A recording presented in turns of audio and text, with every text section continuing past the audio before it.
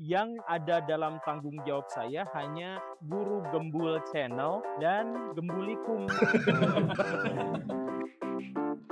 Assalamualaikum Baraya, selamat datang kembali di Gembulikum. Pertanyaannya dari netizen nih, dari story Guru Gembul. Menurut Pak Guru mungkin nggak dengan kejadian ini Indonesianya berubah? Kapan Indonesia berubah? Jadi gini, sebenarnya menyelenggarakan revolusi di Indonesia itu mudah, relatif mudah. Menyelenggarakan kerusuhan di Indonesia itu relatif mudah. Menyelenggarakan amandemen misalkan bahkan itu tuh relatif mudah. Yang sulitnya itu adalah gantinya apa? Itu yang sulit tuh. Jadi misal pahit-pahitnya, naudzubillah saya tidak mengharapkan ini, tidak menginginkan ini gitu ya. Pahit-pahitnya Pak Prabowo misalkan digulingkan. Lebih mudah, tapi setelah Pak Prabowo digulingkan, siapa penggantinya? Nah itu yang jauh lebih sulit tuh. Kita tuh pernah ngadain reformasi gitu kan.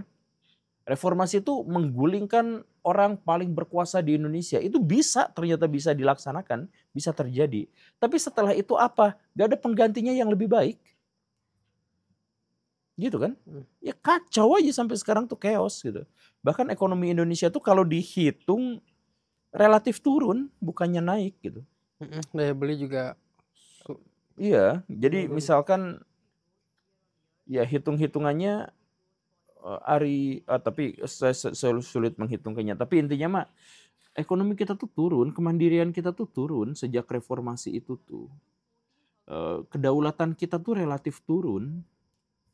Demokratisasi kita ya naik turun fluktuasi gitu ya.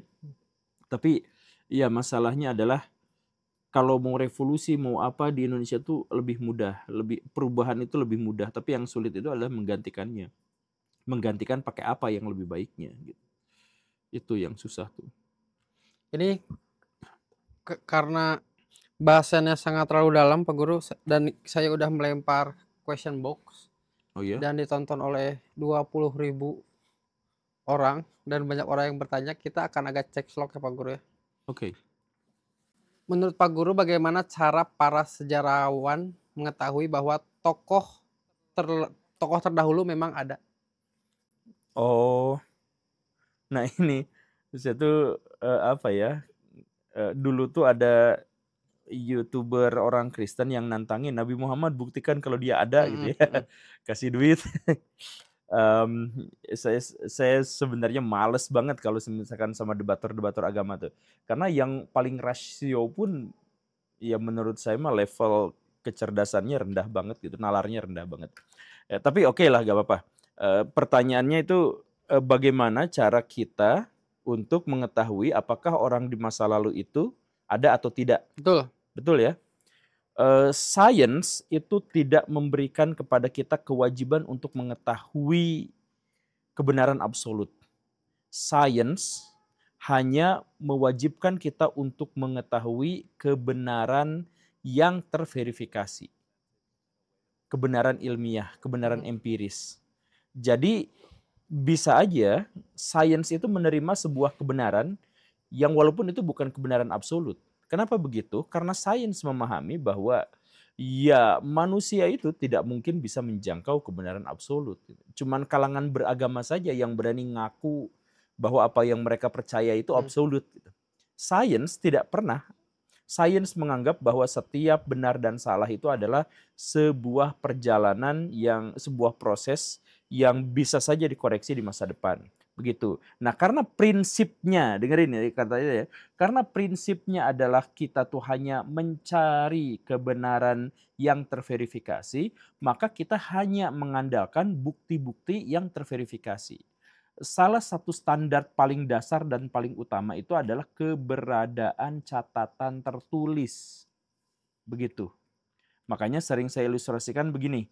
Nabi Ibrahim itu dipercaya bukan hanya oleh orang Kristen, orang Islam, dan orang Yahudi, tetapi oleh orang-orang Mesopotamia, orang Mesir selama ribuan tahun. Karena dicatat, ada catatannya. Selama ribuan tahun dipegang. Apakah Nabi Ibrahim itu benar-benar ada? Nah, kalau kata sejarawan, belum tentu ada. Bahkan disebutnya tokoh ahistoris. Karena apa? Karena tidak ada catatan sezaman.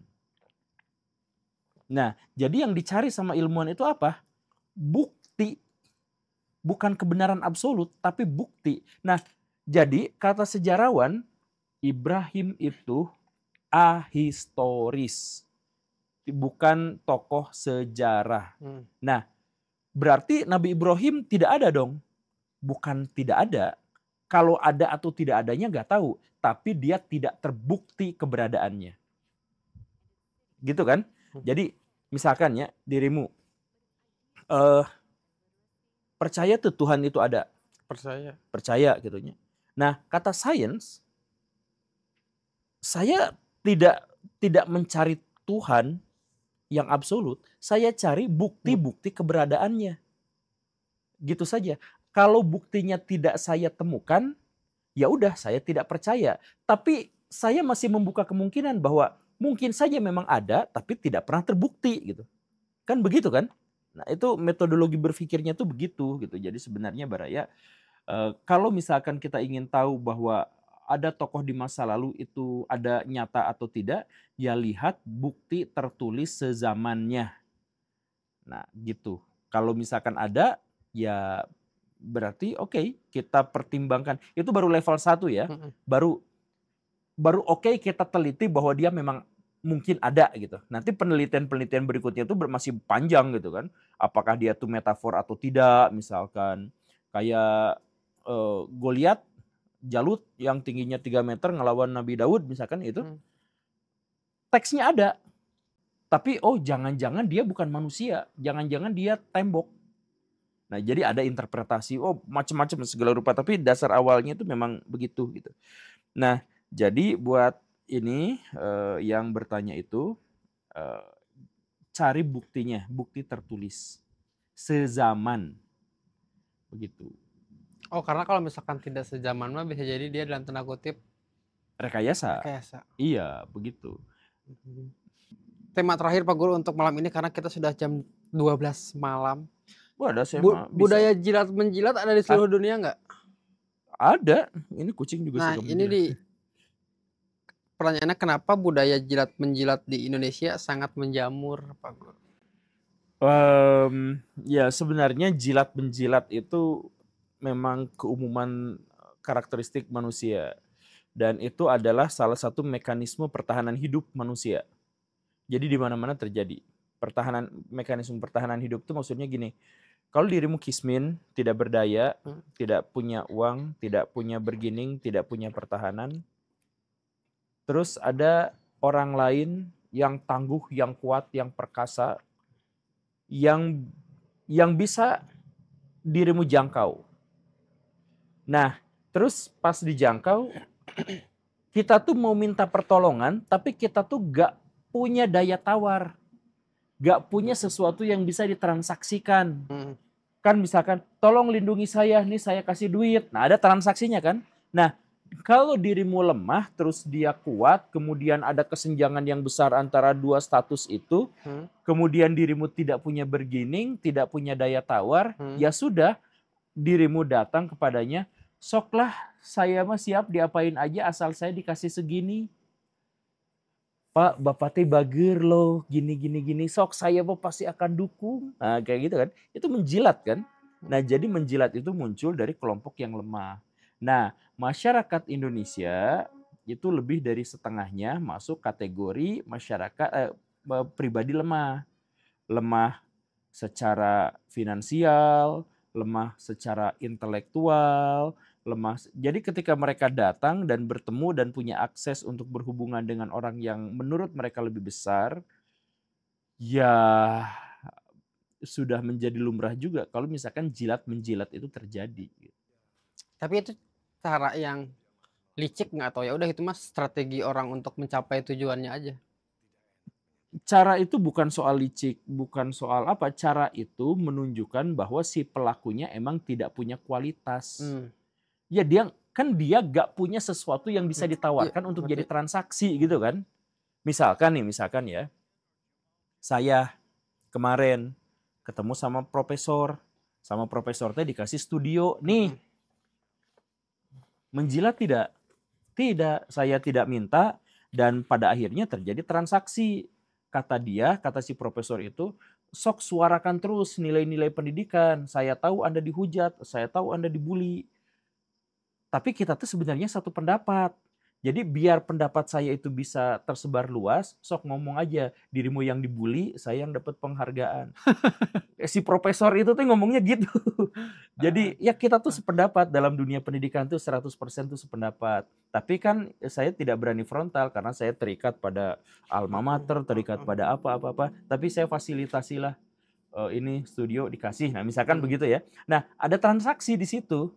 Transaksi di mana oke, saya akan melanjutkan perjuangan dan beliau membantu saya dalam perjuangan itu. Ada transaksinya kan? Ada. Nah, tapi kan tidak saling menjilat. Nah, yang menjilat itu adalah, Pak, itu Bapak nih ganteng pisan, itu lucu Terus jadi bos pisan, nama. terus jadi bos aya nama. Ya yang kayak gitu. Terus bagi bos eta uang itu aya teh sakedik abi ya lagi lahiran. Ya gitulah. Gitulah ya. Nyameng. Ini kangen juga nih kita dengan kucing Iya, seperti ini. ini netizen juga pasti kangen lihat kucing di Sama sini. ini ada yang datang ke kampusku Pak Guru di Polsri. Oke, Pak Guru tanggal 6 September akan datang ke Politeknik Negeri Sriwijaya. Jadi sampai jumpa di sana. Tanggal berapa? 6 September. Sampai jumpa di kampus tersebut. Terima kasih Pak Guru untuk hari ini. Assalamualaikum warahmatullahi wabarakatuh. Waalaikumsalam warahmatullahi wabarakatuh.